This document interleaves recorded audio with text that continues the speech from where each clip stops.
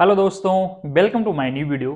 तो आज का जो हमारा टॉपिक है, आज हम पढ़ेंगे स्थानीय सरकार के बारे में कि लोकल गवर्नमेंट क्या होती है। ठीक है, तो चलिए हम लोग शुरू करते हैं कि स्थानीय सरकार क्या होता है।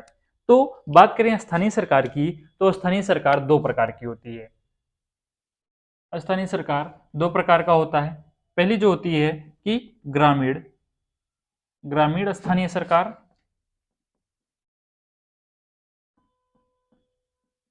और दूसरा जो होता है नगरीय या शहरी नगरीय स्थानीय सरकार। ठीक है, पहला हो गया हमारा ग्रामीण स्थानीय सरकार, दूसरा हमारा हो गया नगरीय स्थानीय सरकार। अब बात आती है कि ग्रामीण नगरीय स्थानीय सरकार को क्या कहते हैं, है ना। ग्रामीण स्थानीय सरकार को क्या कहते हैं, तो इसका नाम आप लोगों ने सुना होगा, इसे हम पंचायत कहते हैं। ठीक है, इसे हम क्या कहते हैं, इसे हम पंचायत कहते हैं। और जो नगरीय स्थानीय सरकार है उसे हम लोग कहते हैं नगर पालिका।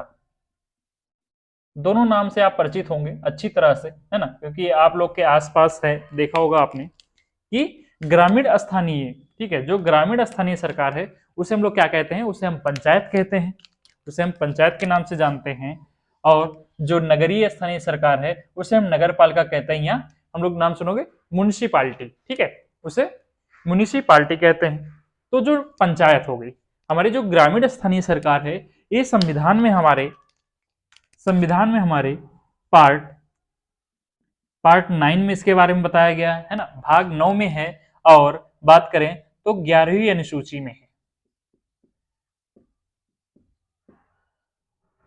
ठीक है, किसमें बताया गया है, पंचायत के बारे में हमारे संविधान में पार्ट 9 और 11वीं अनुसूची में इसके बारे में बताया गया है। अगर हम नगरीय स्थानीय सरकार की बात करें तो पार्ट 9 क्लोज ए, है ना, भाग 9 क्लोज 1 में इसके बारे में बताया गया है। और 12वीं अनुसूची में इसके बारे में बताया गया है। ठीक है, इसका आप ध्यान रखिएगा कि पार्ट 9 है ओनली, और यहाँ पे पार्ट 9A है क्लोज। ठीक है, 11वीं अनुसूची में ग्रामीण स्थानीय सरकार के बारे में है, और 12वीं अनुसूची में नगरीय स्थानीय सरकार के बारे में। ठीक है, नगरीय स्थानीय सरकार के बारे में है, या कह सकते हो आप नगर पालिका के बारे में है। ठीक है, पंचायत के बारे में 11वीं अनुसूची में। और क्या होता है, इसकी जो शुरुआत हुई थी, है ना, इसकी शुरुआत और इसमें जो संशोधन हुआ था 73वां, ठीक है, 73वां संविधान संशोधन, 73वां संविधान संशोधन हुआ था 1992। ठीक है, इसकी जो शुरुआत हुई थी वो 73वां संविधान संशोधन हुआ था 1992। और इसकी बात करें तो 74वां संविधान संशोधन 1992। ठीक है, दोनों की शुरुआत हुई थी 1992 में। इसका हुआ था 73वां संविधान संशोधन 1992 में, इसकी शुरुआत हुई थी। अगर बात करें नगरीय स्थानीय सरकार या नगर पालिका की, तो 74वां संविधान संशोधन हुआ था, और 1992, दोनों 1992 इनकी शुरुआत हुई थी। ठीक है, तो देख लिया हमने कि स्थानीय सरकार या लोकल गवर्नमेंट क्या होती है, ये दो प्रकार की होती है। पहला जो होता है ग्रामीण स्थानीय सरकार होता है, दूसरा हमारा होता है नगरीय स्थानीय सरकार। और ग्रामीण स्थानीय सरकार को हम पंचायत के नाम से जानते हैं। ठीक है, ओनली पंचायत के नाम से जानते हैं। और नगरीय स्थानीय सरकार को हम नगर पालिका कहते हैं, म्युनिसिपालिटी के नाम से जानते हैं। अब बात करते हैं हमारे संविधान में पंचायत के बारे में। भाग 9 और 11वीं अनुसूची में इसके बारे में बताया गया है। और वहीं नगर पालिका के बारे में पार्ट 9 क्लोज ए में है इसके बारे में, और 12वीं अनुसूची में, है ना, किस अनुसूची में रखा गया है, इसे 12वीं अनुसूची में रखा गया है नगर पालिका को। अब बात करें कि पंचायत की शुरुआत कब हुई थी, इसमें चेंजेस कब आए थे, इसका पंचायत की जो हमारी इसकी शुरुआत तो बहुत पहले से हुई है, लेकिन इसका जो दर्जा मिला है, ठीक है, इसको जो कानूनी दर्जा मिला है वो 73वां संविधान संशोधन 1992 के बाद ही इसका कानूनी दर्जा प्राप्त हुआ है। इसका 74वां संविधान संशोधन 1992 में। ठीक है, तो ये हो गया स्थानीय सरकार के बारे में हमने देख लिया। अब हम चलिए शुरू करते हैं कि इसका हम लोग थोड़ा हिस्टोरिकल बैकग्राउंड चेक करते हैं। ठीक है, कि ऐतिहासिक कारक क्या रहा है, इसका इतिहास क्या रहा, स्थानीय सरकार का इतिहास के बारे में हम चर्चा करने चल रहे हैं। तो ये भी हम देखे, ये हमने प्रेजेंट में देखा कि स्थानीय सरकार क्या होता है। अब हम इसकी इतिहास के बारे में चर्चा करते हैं कि इसकी शुरुआत कब हुई थी। ठीक है, स्थानीय सरकार की शुरुआत कब हुई थी इसके बारे में चर्चा करेंगे। तो स्थानीय सरकार की शुरुआत 1687 ईस्वी में ही हुई थी। ठीक है, इसका हम देखेंगे ऐतिहासिक ऐतिहासिक विकास की इसकी स्थापना कब हुई थी, इसकी शुरुआत कब हुई थी, स्थानीय सरकार लोकल गवर्नमेंट की शुरुआत कब से हुई थी। तो अगर हम स्थानीय सरकार के ऐतिहासिक विकास के बारे में चर्चा करें तो जो स्थानीय सरकार की जो शुरुआत हुई थी वो 1687 ईस्वी में हुई थी, जब अंग्रेजों का शासन हुआ करता था। उन्होंने जो स्थानीय गवर्नमेंट की स्टार्ट करी थी वो लोगों के लिए नहीं की थी, भारतीय जनता के लिए नहीं की थी। उन्होंने इसकी शुरुआत अपनी सुख सुविधाओं के लिए, अपने आसपास सफाई बनी रहे या पानी की व्यवस्था या मवेशियों के लिए करी थी। और इनका जो खर्चा हो वो अंग्रेज अपने जेब से ना दे करके इसी पब्लिक के ऊपर क्या लगाते थे, टैक्स लगा के ही वसूल किया करते थे। इसलिए इसकी शुरुआत की गई थी लोकल गवर्नमेंट की। अगर इसके आगे हम चर्चा करें 1880 ईस्वी से, ठीक है, 1880 ईस्वी में जो इंग्लैंड, जो भारत के वायसराय थे, उनका नाम था रिपन, है ना। रिपन के बारे में आप लोग या तो सुने होंगे। रिपन थे, वायसराय थे इंडिया के 1800 ईस्वी में। इनका जो कार्यकाल था 1880 से लेके 1884 तक था, ठीक है। 1880 से 1884 में जो रिपन थे, इन्होंने 1882 में स्थानीय सरकार के लिए कुछ निर्देश दिए थे, ठीक है। इन्होंने क्या किया, कुछ निर्देश दिया था। किस लिए निर्देश दिया था, स्थानीय सरकार को लेके ऐसा निर्देश दिया था कुछ कि जो वहां के लोग हों, जो भारतीय जनता थी हमारी, उनके लिए कुछ उपयोगी हो सके। उसमें उन्होंने निर्देश में ये दिया था कि जो भी लोग हैं, आपसी जो लोग हैं, लोकल के जो लोग हैं, उससे उनका विकास हो सके, ऐसा इन्होंने अपने निर्देश में लिखा था। उस समय रिपन को क्या कहा जाता है, स्थानीय सरकार का जनक कहा जाता है, ठीक है। स्थानीय सरकार का जनक कहा जाता है। क्यों कहा जाता है, क्योंकि उन्होंने 1882 ईस्वी में कुछ निर्देश दिए थे जो वहां के लोगों के लिए, जो हमारे भारतीय जनता के लिए क्या था, हेल्पफुल था। वो वहां से अपनी व्यवस्था, काम काज कर सकते थे, उनके लिए हेल्पफुल हो। इसलिए लोगों ने क्या कर दिया, स्थानीय सरकार के जनक कह दिया। किसको कह दिया, रिपन को कह दिया, ठीक है, रिपन को कह दिया। और फिर लोगों ने क्या कहा कि स्थानीय स्वशासन का मैग्ना कार्टा,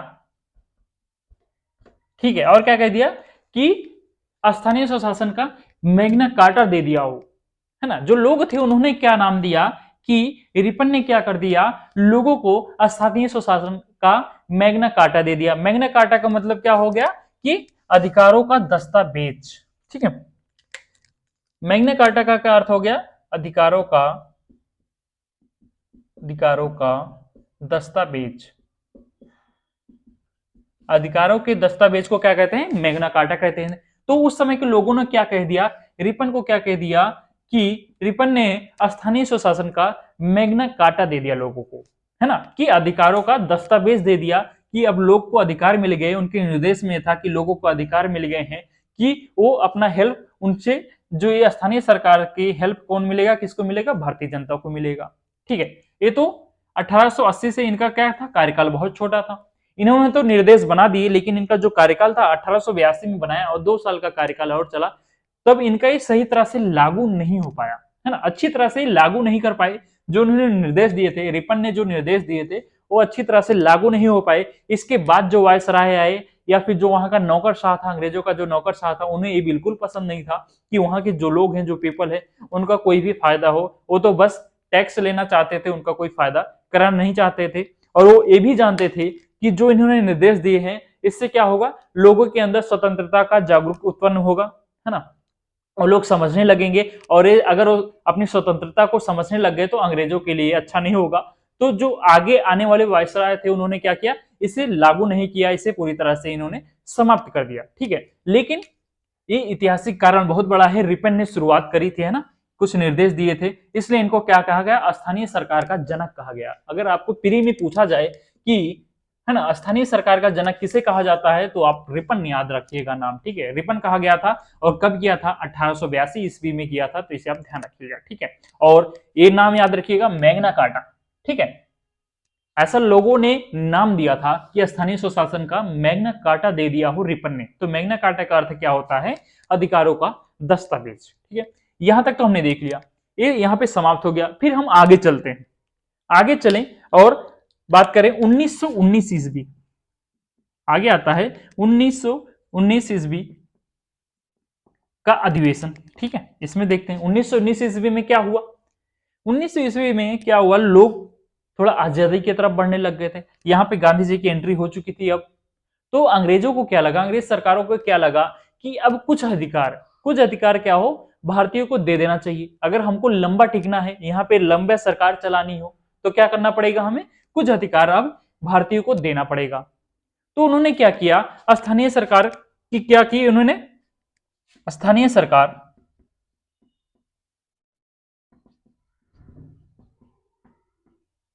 जो सरकार है, इसके लिए उन्होंने क्या किया कि कोई भारतीय को क्या किया, मंत्री बनाया। उन्होंने क्या कर दिया, 1900 जब अधिनियम आया, 1919 का जो अधिनियम आया, उसमें उन्होंने क्या कह दिया कि जो स्थानीय सरकार होगा, जो लोकल गवर्नमेंट होगा, उसका जो मंत्री होगा वो कोई भारतीय होगा। ठीक है, अंग्रेजों को क्या लगा, अगर हमको ज्यादा दिन तक शासन करना है तो कुछ ना कुछ भारतीयों को हमें देना पड़ेगा। तो उन्होंने क्या किया, जो स्थानीय सरकार है उसको उन्होंने क्या किया, कोई भारतीय है जो मंत्री बनेगा, ये फिक्स कर दिया कि जो स्थानीय सरकार का मंत्री होगा वो भारतीय होगा। और क्या कह दिया कि जो मंत्री होगा भारतीय होगा, ये वहां का जो गवर्नमेंट होगा, जो प्रांत है ना, जिस प्रांत में है ये स्थानीय सरकार, वहां का जो गवर्नर होगा, अगर कोई फैसला लेता है तो किसकी सलाह से लेगा, वो मंत्री की सलाह से होगा। ठीक है, गवर्नर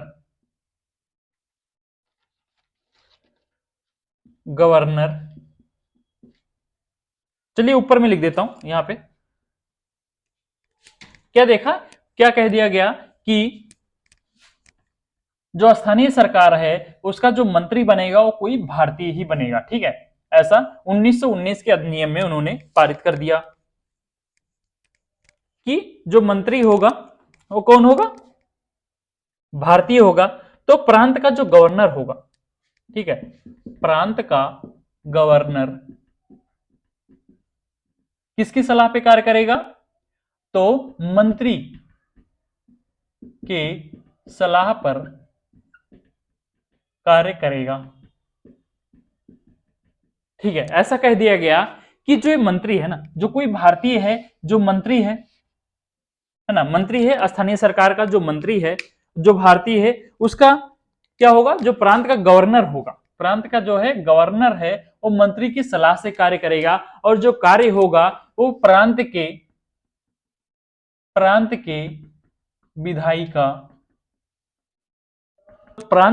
विधायिका के प्रति उत्तरदायी होगा। ठीक है, ऐसा क्या कह दिया गया कि 1919 अधिनियम जब हुआ तो उन्होंने कहा कि जो स्थानीय सरकार हो उसका जो मंत्री बनेगा वो कोई भारतीय होगा, और जो उस प्रांत का जो भी गवर्नर होगा वो मंत्री की सलाह से कार्य करेगा, और जो कार्य होगा वो किसके प्रति उत्तरदायी होगा, तो प्रांत की जो विधायिका होगी उसके प्रति उत्तरदायी होगा। तो आपको देख के लग रहा होगा कि ये संसदीय प्रणाली तभी से अपनाई गई थी। ठीक है, अभी भी हम लोग संसदीय प्रणाली अपनाए, वो अंग्रेजों की देन है। तो यहाँ पे दिखाई देता है कि 1919 में ही संसदीय प्रणाली हमको देखने को मिल रही है। ठीक है, कि जैसे अभी हम लोग देखते हैं कि जो यहाँ की कार्यपालिका है वो विधायिका के प्रति उत्तरदायी हो, कि जो मंत्रिपरिषद होता है वो विधायिका के प्रति उत्तरदायी होता है। तो उसी प्रकार से उन्होंने उस जमाने में किया था। ठीक है, ये हो गया। अब बात आती है, एक बहुत इंपॉर्टेंट वर्ड है, आप इसको ध्यान रखिएगा, मैं लिखने जा रहा हूं कि प्रांतीय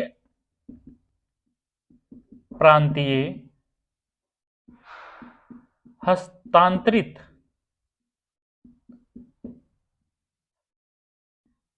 विषय बन गया।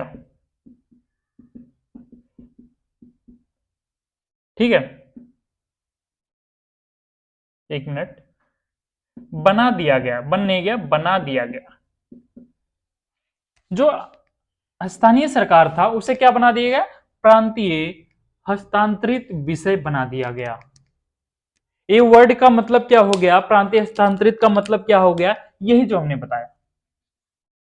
ठीक है, यही जो हमने बताया यही इसका मतलब हो गया। अगर मैं पहले ही बता देता तो ये समझने में मुश्किल था, इसलिए मैंने पहले समझा दिया कि इसका मतलब क्या होता है। प्रांतीय हस्तांतरित का क्या मतलब हो गया कि जो मंत्री बनेगा स्थानीय सरकार का वो कोई भारतीय होगा, और जो उस प्रांत का गवर्नर होगा उस मंत्री के सलाह पे कार्य करेगा और जो कार्य होगा वो प्रांत की विधायिका के प्रति उत्तरदायी होगा। ठीक है, लेकिन ऐसा कुछ बना दिया गया कि जो गवर्नर है इनके मंत्री की सलाह पे कार्य कर रहा है, लेकिन कुछ ऐसी बातें हैं जो उस गवर्नर के लिए आरक्षित करके दी गई थी, है ना, कुछ आरक्षित कर दी गई थी, उसमें वह मंत्री से सलाह नहीं लेगा। ठीक है, जो गवर्नर है उसके लिए जो कुछ पॉइंट्स आरक्षित कर दिए गए थे उसमें वो मंत्री की सलाह नहीं लेगा, वो अपने विवेकाधीन शक्तियों से ही कुछ निर्णय लेगा। ठीक है, तो इसका मतलब हो गया 1919 आ गया। अब देखिए इसके बाद क्या होता है, 1919 के बाद 1935 का नियम आया था। 1919 के बाद हम देखेंगे 1935 का नियम। 1935 का नियम क्या कहता है? 1935 का नियम 1935 का नियम क्या कहता है कि जो स्थानीय सरकार है, लोकल गवर्नमेंट है, उस पे किसकी जिम्मेदारी दे दी गई? प्रांतीय की, प्रांतीय सूची में रख दिया गया। इसका क्या मतलब हुआ, जो स्थानीय सरकार है उसकी जिम्मेदारी केंद्र की नहीं होगी, उसकी जिम्मेदारी प्रांतों की होगी। ठीक है, 1935 अधिनियम में बता दिया गया कि जो स्थानीय सरकार है उस पर किसकी जिम्मेदारी होगी, तो प्रांतीय सूची की जिम्मेदारी होगी। अभी तक हमने क्या देखा, हमने आजादी के पहले देखा कि किस प्रकार से हुआ स्थानीय सरकार का विकास, किस प्रकार से हुआ, इसका इतिहास हमने देखा। अब हम देखते हैं कि आजादी के पश्चात किस प्रकार से स्थानीय सरकार का विकास हुआ। ठीक है, अब देखेंगे हम लोग आजादी के पश्चात।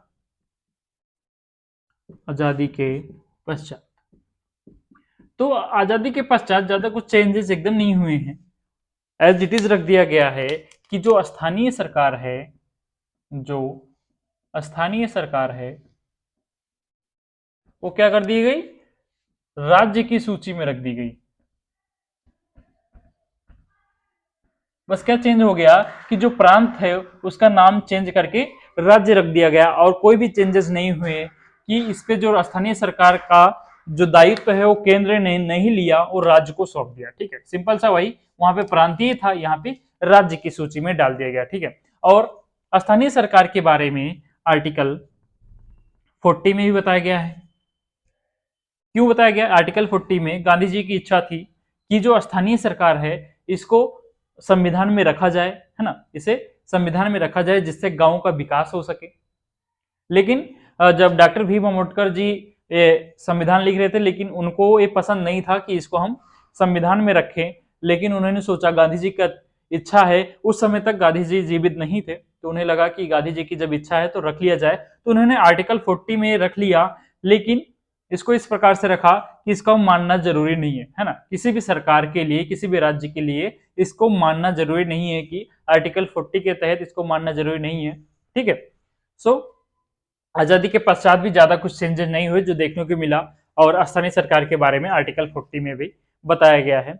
आई होप आज का वीडियो आपको पसंद आया हो। अगर वीडियो आपको अच्छी लगी हो तो वीडियो को आप लाइक कर दीजिए, चैनल को आप सब्सक्राइब कर लीजिए और अपने दोस्तों के साथ जरूर शेयर कीजिए। मिलते हैं कल नेक्स्ट वीडियो में। Thank you guys.